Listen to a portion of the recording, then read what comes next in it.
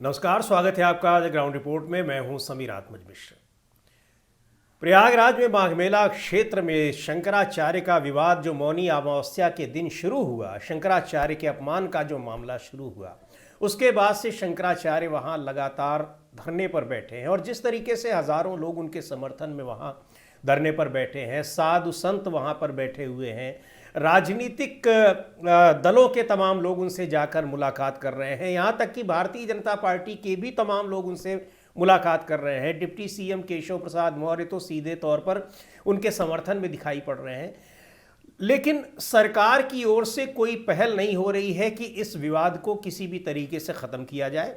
और सरकार दरअसल ये चाह रही है कि और ये विवाद बढ़ता चला जाए, क्योंकि उनको नोटिस पर नोटिस दिया जा रहा है। उनके यहाँ हमले की कोशिशें की गई और आरोप लगाया गया है, शंकराचार्य के तमाम शिष्यों ने आरोप लगाया है कि ये जो हमला हुआ है, हमले की कोशिश की गई है, ये सरकार के संरक्षण में ही की गई।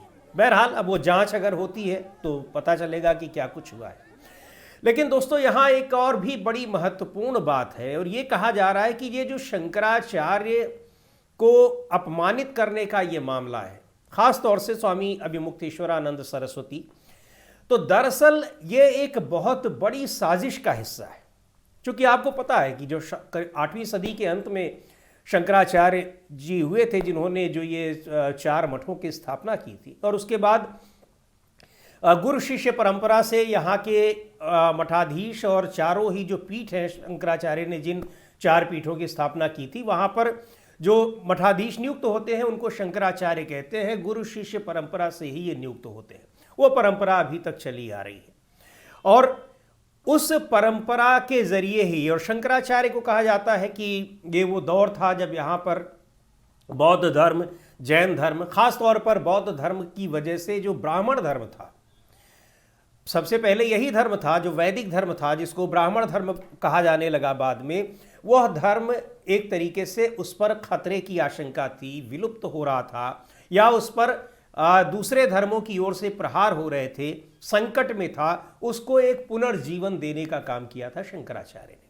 उसके बाद से ये परंपरा चली आ रही है। जगह जगह तमाम और जो मठ होंगे, साधुओं के, संतों के, धार्मिक संगठनों के, उन सब का कहीं न कहीं किसी तरीके से यहाँ या तो इनसे संबद्ध होते हैं, या इनसे मान्यता प्राप्त होते हैं, या उनकी शिष्य परंपरा में शामिल होते हैं। यानी एक तरीके से अगर कहा जाए तो शंकराचार्य के ये जो 4 मठ हैं, इन्हीं 4 मठों के जरिए ये पूरा जो जिसको वैदिक धर्म, ब्राह्मण धर्म होते होते आज हिंदू धर्म जिसको कहा जाने लगा है, सनातन धर्म, उसकी पूरी परंपरा चलती है, उसकी पूरी मान्यताएं चलती हैं। कैसे पालन होगा, कैसे क्या चीज़ें होंगी, वो उनके अनुसार चलती हैं।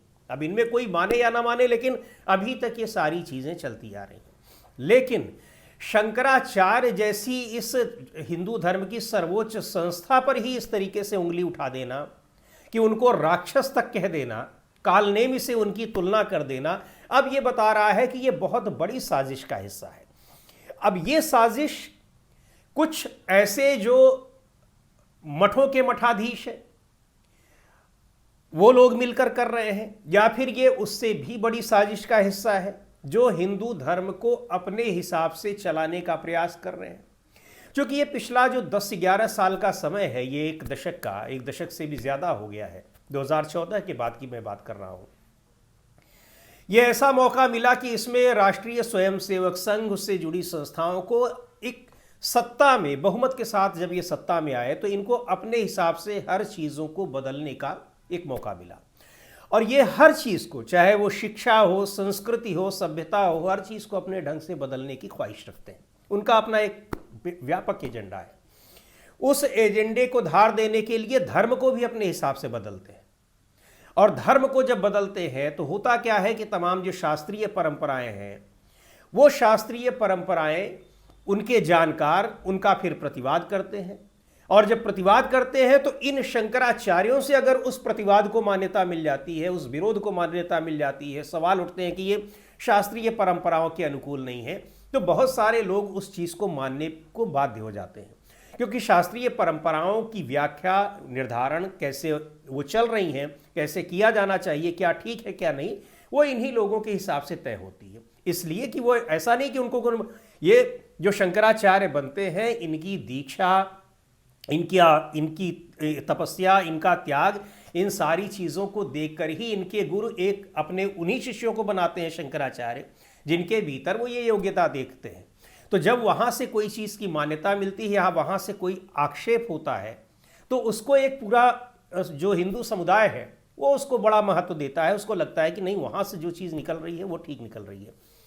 पर इस मुद्दे के जरिए जब शंकराचार्य पर ही सवाल उठने लग गए हैं, शंकराचार्य को ही हिंदू धर्म का विरोधी बताया जाने लगा है, जहाँ से शंकराचार्य से ही हिंदू धर्म कैसे उसका पालन होना है, कैसे उसकी व्याख्या होनी है, कैसे उसका अनुसरण होना है, क्या चीज़ें करनी है, उस संस्था पर ही सवाल उठा दिया गया।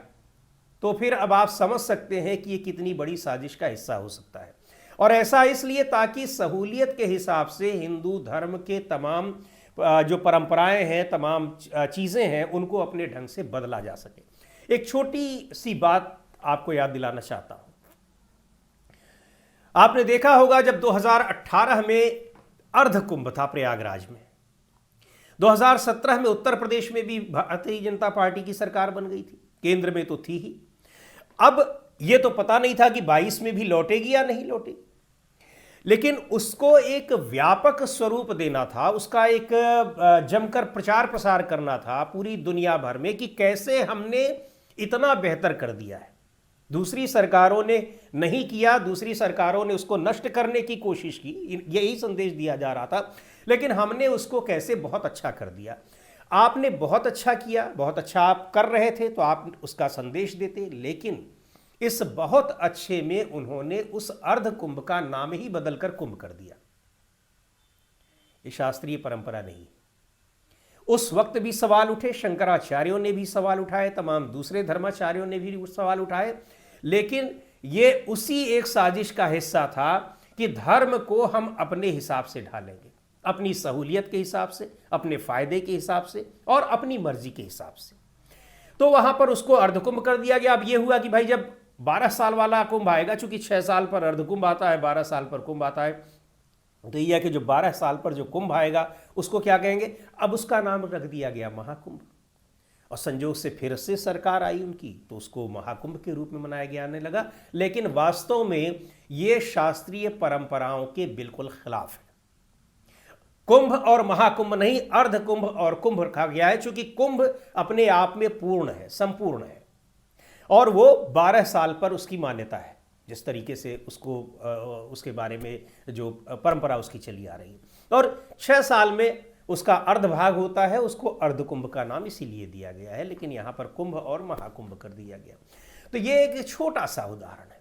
उसके तो शंकराचार्य ने उसका विरोध किया, और शंकराचार्य ने किया तो बहुत सारे लोगों को खराब लगा। लेकिन अब सरकार का प्रचार तंत्र इतना हावी है, सरकार ने लोगों के मनो मस्तिष्क को इतना एक तरीके से कह लीजिए कि उसको एक सम्मोहित कर लिया है कि वो कुछ भी कर दे रहे हैं, फर्क नहीं पड़ रहा है बहुत सारे लोगों पर। लेकिन हाँ, तमाम लोग अब सरकार की इस साजिश को, सरकार में बैठे लोग, सरकार में जिस विचारधारा के लोग बैठे हैं, उनकी इस साजिश को समझने लगे हैं, क्योंकि अब सीधे उंगली उठा दी गई है शंकराचार्य पर। अब शंकराचार्य जैसी संस्था पर सवाल आज अभिमुक्तेश्वरानंद सरस्वती पर उठा है, कल दूसरों पर भी उठेगा और उठते रहे हैं। जहां भी अगर आपने उनकी मुखालफत की, उनका विरोध किया, तो तुरंत आपके ऊपर सवाल उठ जाएंगे।